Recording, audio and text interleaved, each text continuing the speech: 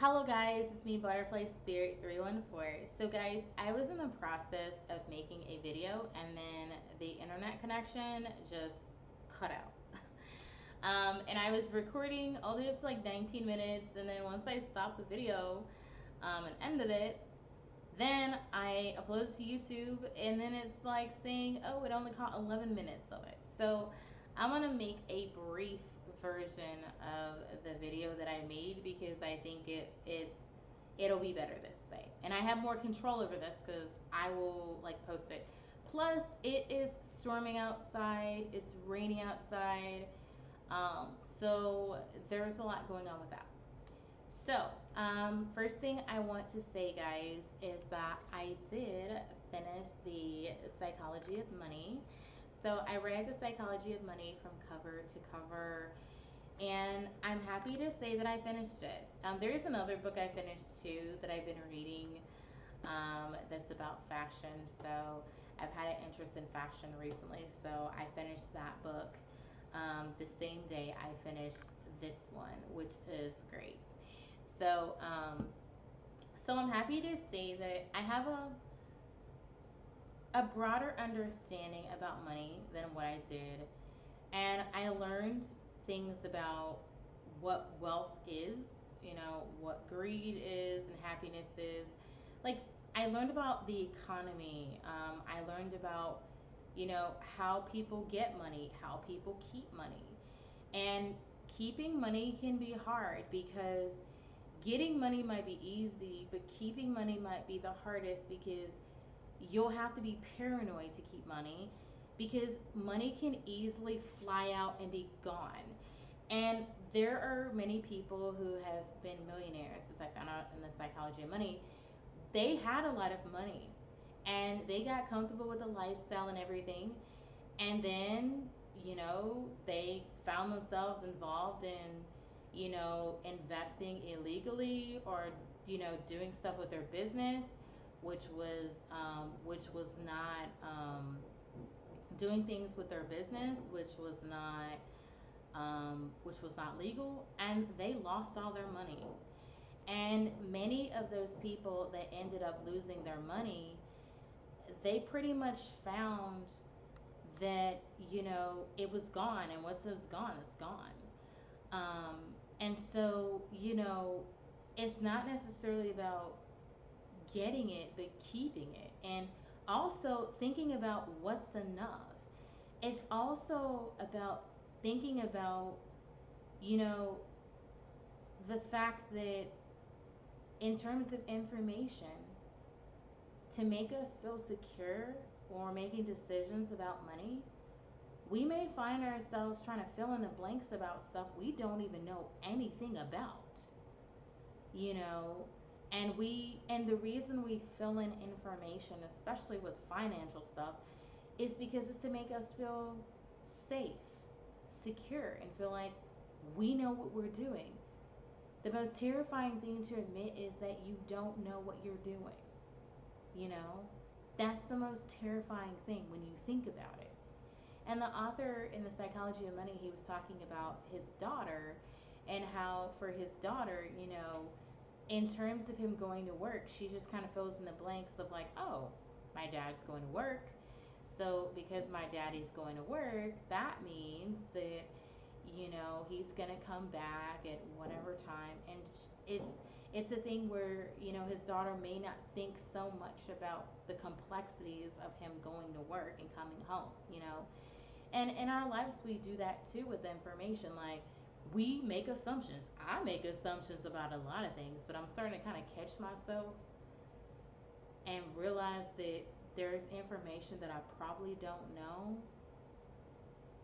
I don't try to dwell on it too much recently, but sometimes we may not admit to ourselves that we don't know a lot about things.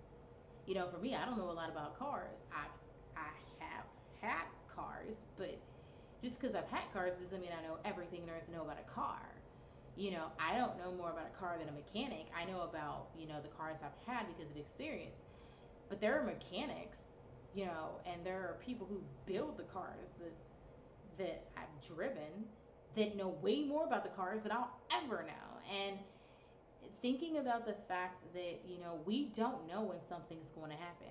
And another thing too that I learned in the psychology of money is it's important to have an oh shit fund, because oh shit things can happen to us.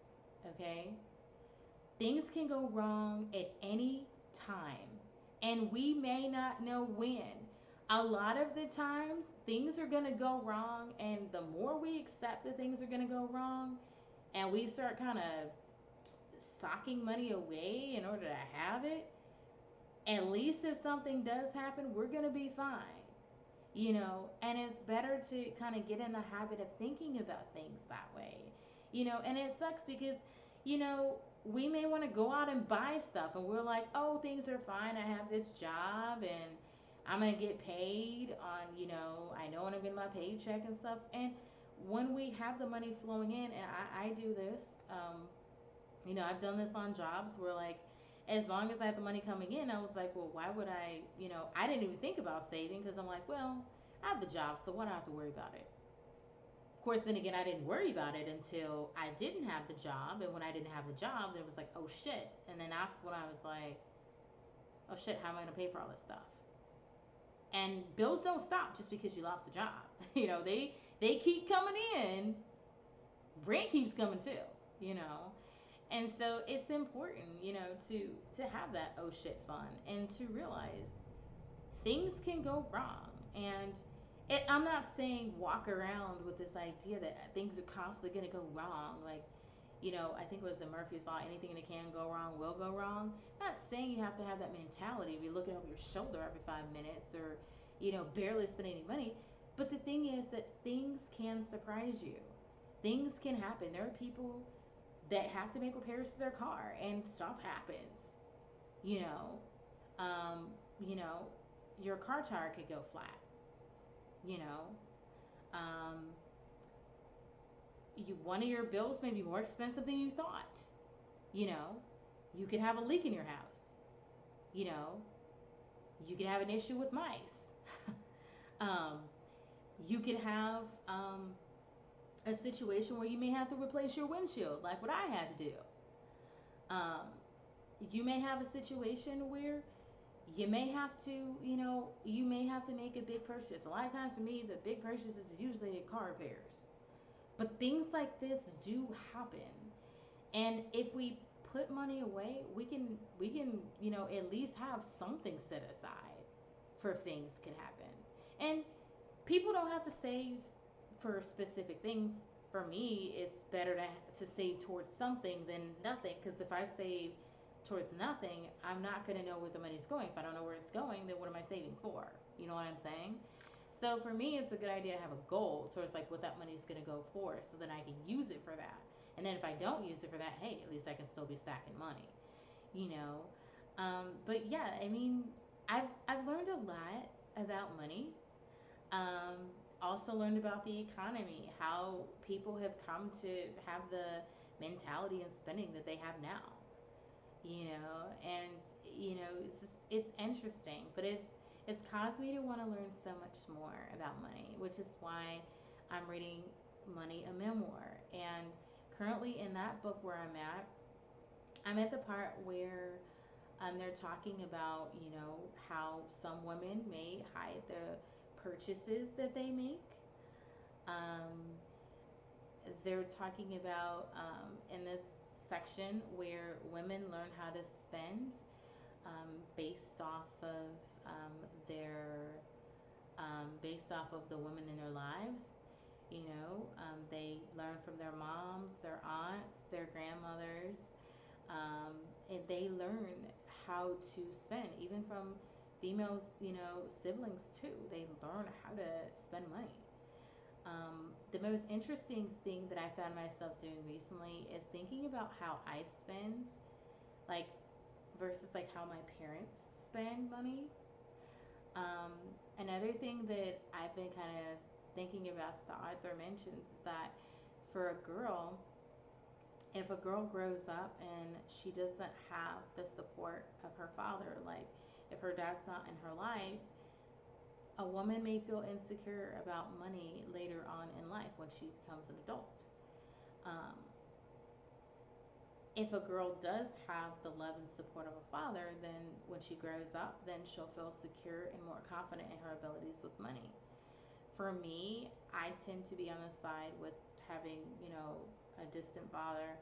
When I was growing up, periods of time my dad was not around, and then he was around, and then he would leave, and then eventually he came back. But, you know, I feel like I have a handle on money, but I do find that there are insecurities that I have when it comes to money. And I'm starting to become more aware of those things the more I learn about money and the more I'm asking myself. I mean, there are times where I might get really strict with money where I may feel ashamed to spend money. I maybe feel ashamed to buy myself something, and this may go back for me into the way that, you know, the women in my family spent money and their thoughts because they may have felt ashamed of spending money, you know. And there's also the mentality of in my family that shows up, which is that women in my family, they expected, they were raised, like women were raised to take care of the home, be married, have the kids, you know. Now, women in my family did work, but they did have the mentality that, okay, well, I have a man here, so he's going to provide and stuff, and he's going to take care of stuff financially. I may have a job, but hey, at least he's here and he's, providing. And so I have somebody to fall back on. I have a husband, so that's a thing. Marriage, of course, is a theme in my family, for women and stuff. And so, like, there's themes, that I noticed that this author is talking about that pops up in my family in particular. And I find myself thinking about things. And the author, I feel like, is correct that when we're growing up, our families do have an impact on how we think about money. You know, um, for many of us, we may find that one of our parents spends money and the other one hoards the money, you know. And just because, let's say, the mother may spend the money, it doesn't mean that she's proud of spending the money, you know. Um, you know, a woman's, mom may have a different relationship with money, and that can rub off on the daughter. The father could be the one that is the hoarder, may hoard the money, you know, or it could be vice versa. The dad could be the one that is the spender, and the mom could be the one that's the hoarder with money, So it's not necessarily gender specific, but the thing is ultimately is that our families do have an impact on how we look at money. From the time we're kids, we know and we learn about money based off of the people that we're around. Like when we go to school and let's say we have friends, if we go over to our friends' house, it's like we look at what our friends have in comparison to what we got. We look at that. We know that our friends' parents, work these kind of jobs, and we see, the kind of lifestyle that family has. And we evaluate, our family's lifestyle versus their lifestyle. And we can see the differences as kids, the difference between the have and the have nots.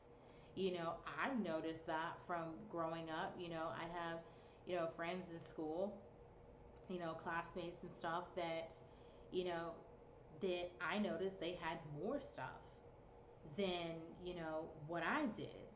I noticed family members, extended family members that I could see the difference between the have and the have nots. Like my mom may say, oh, honey, we can't afford that. But then it may be the situation where, a cousin of mine, her parents may be able to afford to get, this or that for her, And so we do notice growing up as kids, we do definitely notice. We notice the difference. We do. We notice. And we can definitely tell, we can. So it's definitely something to think about, in terms of money, I can go on and on and on about the things I'm learning, but you know, it's just amazing to me, like how I've kind of opened this door to learning about money, and I'm still like, I still don't know what my relationship is like what my true relationship with money is like. Yet, I know I have insecurities about money, but I feel like I manage money. But I'm finding that I want to kind of delve into those insecurities and learn more about them, you know? And not many people are comfortable doing that, but I'm making the journey. So, other than me learning about money, I am going to be taking another quilting class on April 19th. Yay! So, I'm going to be doing that. So, I'll be posting some videos from that class after that happens. So, you guys will get a chance to see that. But I just wanted to give you guys some updates on basically what's been going on and stuff. It's still storming outside. So, yeah, that's basically what I got going on. So I wanted to kind of, fill in and kind of let you guys know what's been going on and stuff. But yeah, thank you guys for watching. Bye.